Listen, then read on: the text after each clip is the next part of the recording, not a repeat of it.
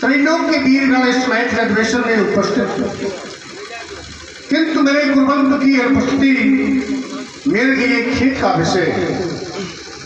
सुना आपका आगमन हुआ, मेरा हृदय मनीषा आह्लादित हो गया। श्री बाणासुर जी, जय श्री शंकर भगवान की। यम यम ध्यान धारणा प्राणायाम प्रत्याहार आसन समाधि आदि अष्टांग योगों पर विजय प्राप्त करने वाले अष्टांग योगी श्रीरध्वजा जय जय श्री शंकर भगवान की।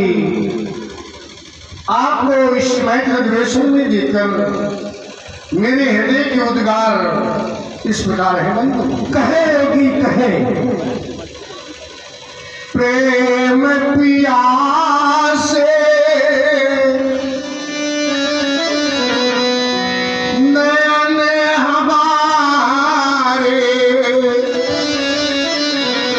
प्रेम सुधार से पी लेने लो जीवन के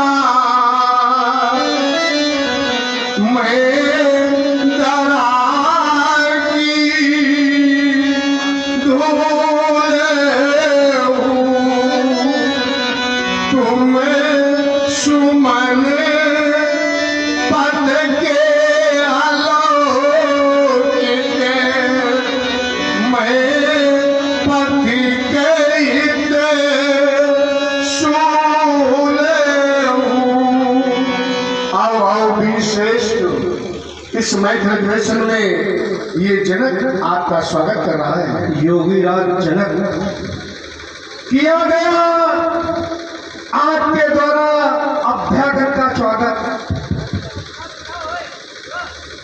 मेरा पर्याय हृदय ये कहने के लिए बात उठा योगी,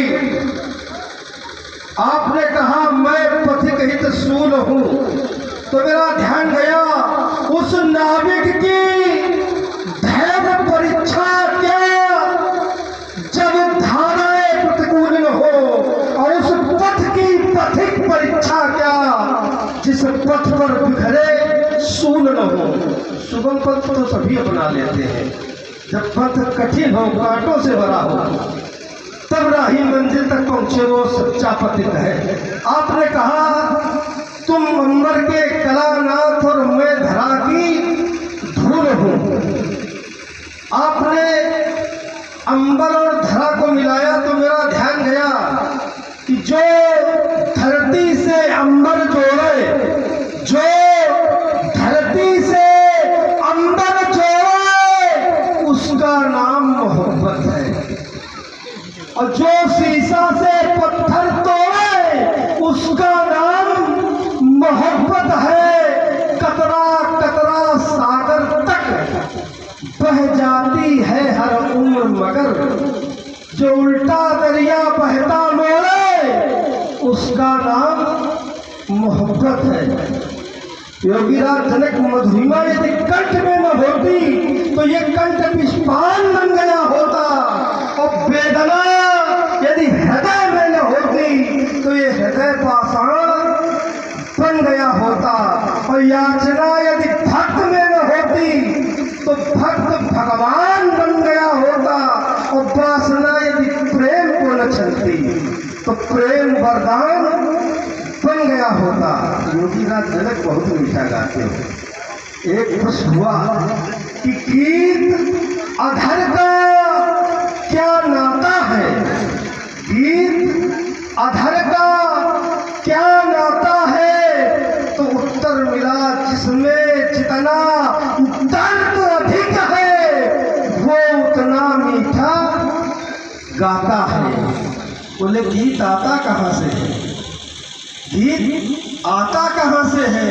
तो बोले जब कोई वेदना का मीत बनता है तब कोई अवसर पुनीत बनता है। और वेदना जब हद से गुजर जाती है, हद से गुजर जाती है, हद से गुजर जाती है, तब कोई एक गीत बनता है।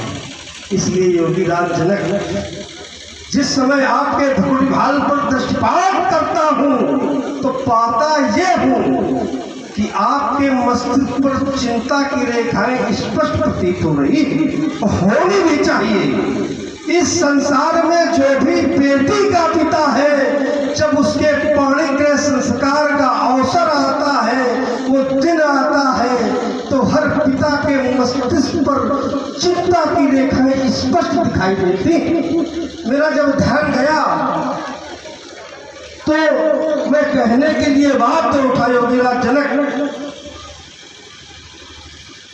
जो ही बेटी का जन्म हुआ, जो ही बेटी का जन्म हुआ, तो ही उनमें जन्मी चिंता।